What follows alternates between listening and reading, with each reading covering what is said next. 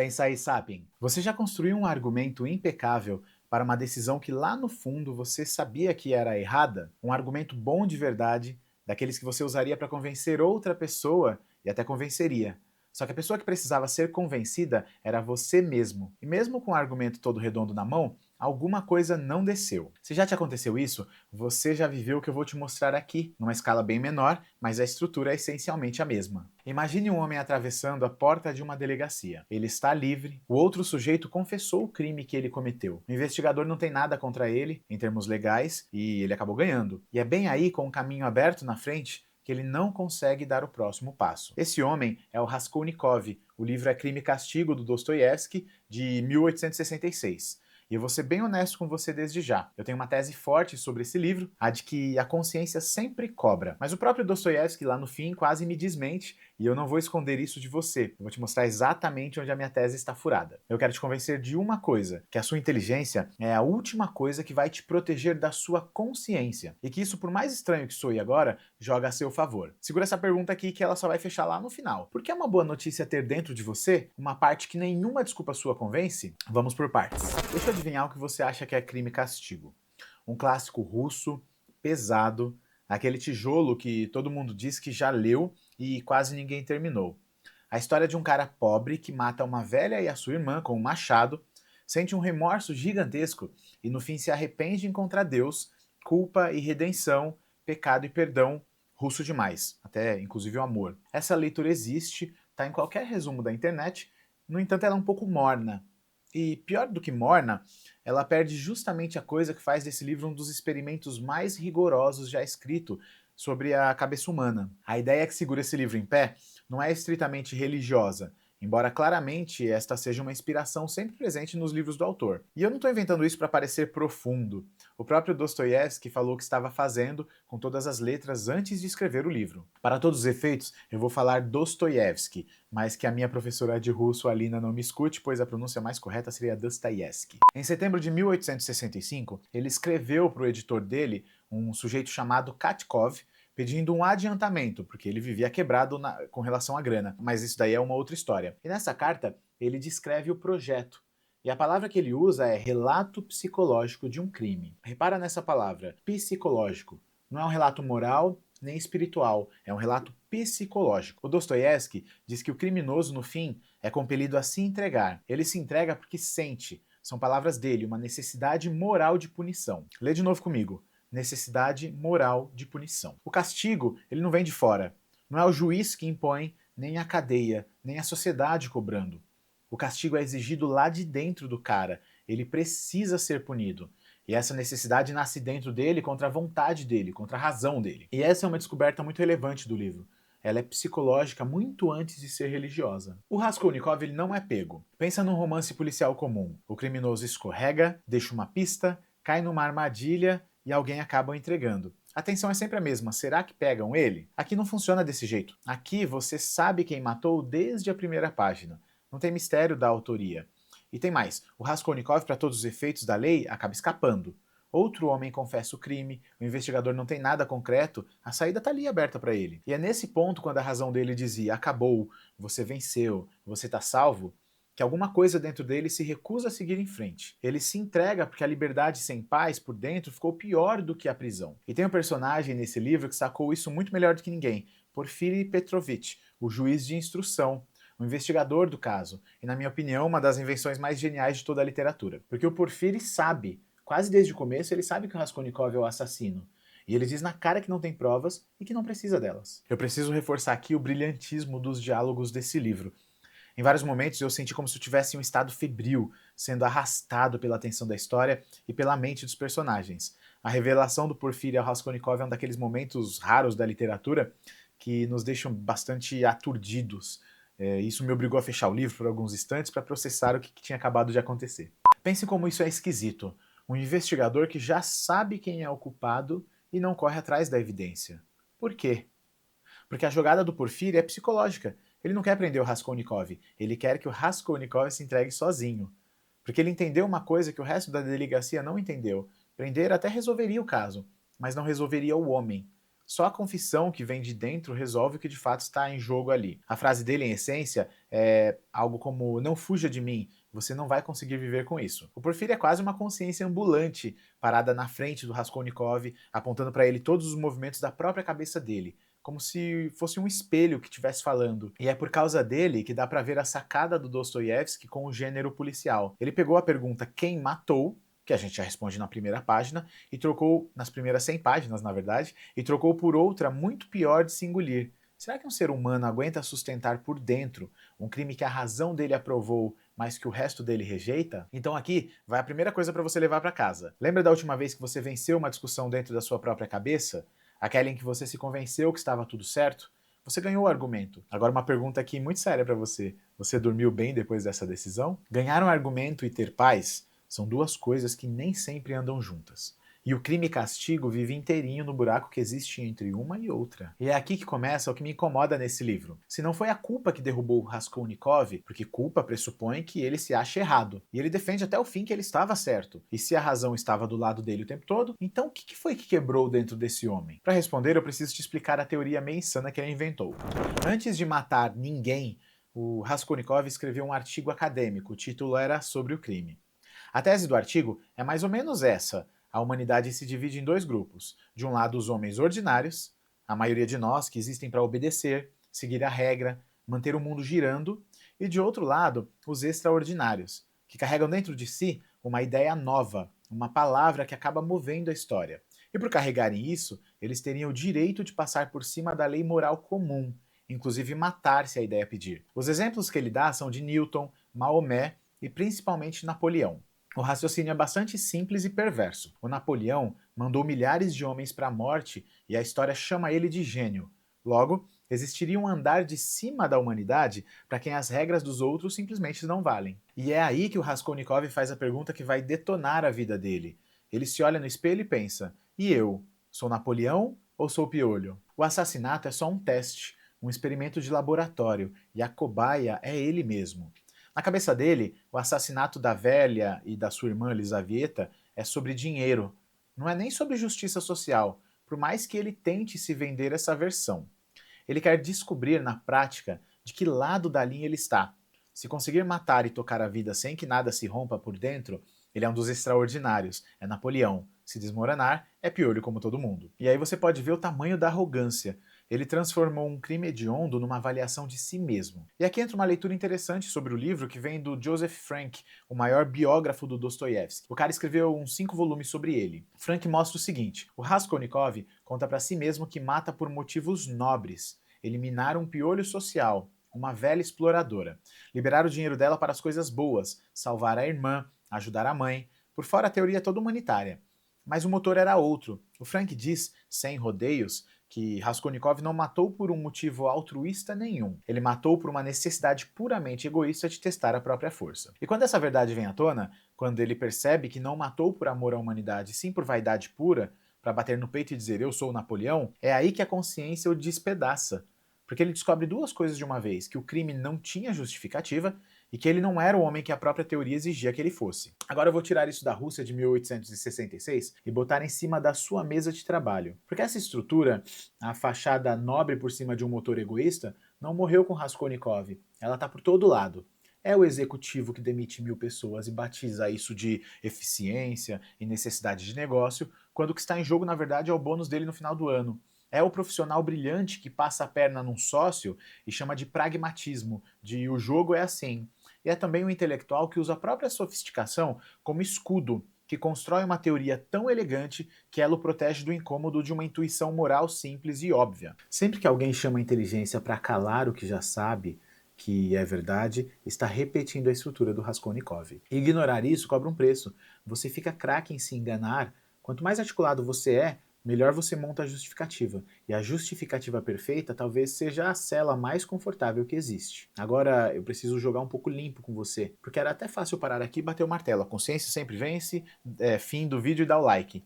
Só que tem um problema, e o problema atende pelo nome de Svidrigailov. Svidrigailov é um outro personagem do livro. E ele é tudo aquilo que o Raskolnikov diz querer ser. Ele vive de fato além do bem e do mal. Faz coisas sórdidas, abusa, manipula e não sente culpa de nada.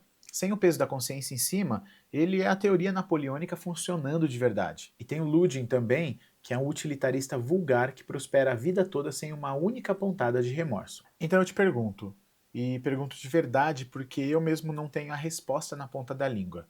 A consciência sempre cobra? Ou o Dostoiévski acabou empilhando o baralho a favor da tese dele? Ele escolheu um protagonista de consciência hipertrofiada. É claro que a tese fecha nele. Quantas pessoas você conhece que fizeram coisas horríveis e dormem que é uma maravilha, né? Eu prometo que eu volto nessa pergunta, mas segura ela aqui. O Svidrigailov tinha tudo que o Raskolnikov dizia querer, a liberdade completa de quem não tem a consciência pesando. Então por que no meio do livro ele dá um tiro na própria cabeça? Antes de eu te levar para o problema do final, eu preciso te apresentar a única pessoa que consegue chegar perto do Raskolnikov. Porque se a teoria é uma doença desse livro, a resposta tem um nome: Sônia. E aqui eu preciso tomar cuidado para não amolecer o que o Dostoiévski deixou afiado. Sônia Marmeladova é uma adolescente que se prostitui para sustentar a família, depois que o pai alcoólatra afundou todo mundo. Ela não é nenhum símbolo de pureza intocada, ela também transgrediu, também carrega o peso da degradação nas costas. Então onde é que está a diferença entre ela e o Raskolnikov? Não está na transgressão, naturalmente. Os dois transgrediram. Está no motivo. O Raskolnikov transgrediu para provar uma tese sobre si mesmo. A Sônia, por um amor às pessoas de carne e osso. Um matou por uma ideia, a outra se sacrificou por gente concreta. Tem uma cena que o Dostoiévski montou com precisão de um relojoeiro. O Raskolnikov pede para Sônia ler em voz alta uma passagem do Evangelho de João, a ressurreição de Lázaro, aquele homem que estava morto havia 4 dias, já apodrecendo no túmulo, e que Cristo manda levantar e andar. E o Dostoiévski planta essa cena de propósito no capítulo 4 da quarta parte do livro. O número 4 batendo com o 4º dia de Lázaro no túmulo, ali nada naturalmente é por acaso. À luz de uma vela quase apagada, a Sônia lê tremendo, e a ressurreição do Lázaro deixa de ser uma história da Bíblia e vira um certo diagnóstico do Raskolnikov, porque ele é o Lázaro. Ele está espiritualmente morto, enterrado dentro do próprio segredo, 4 dias apodrecendo, e o que pode trazer ele de volta não é um argumento melhor. Olha a ironia, o cara é um gênio do argumento, passa o livro inteiro ganhando de todo mundo na lógica. E o que pode salvar ele não tem nada de lógica, é a ligação com outro ser humano, é a Sônia. A fé dela no livro não funciona como prova de que Deus existe. Funciona como aquilo que o Haidt, aquele do elefante que eu já vou te explicar, chamaria de o elefante amigável.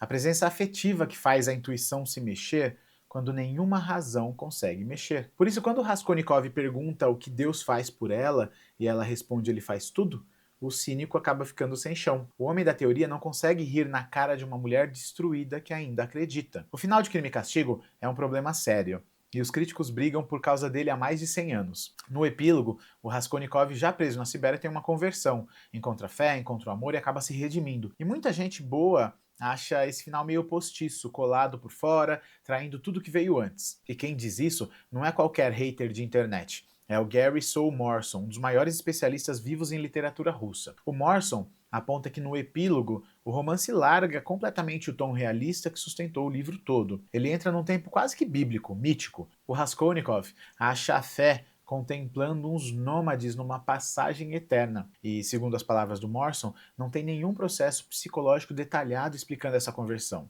Quer dizer, o livro inteiro é um relógio suíço de psicologia, cada parafuso na cabeça do Raskolnikov mostrado com precisão cirúrgica.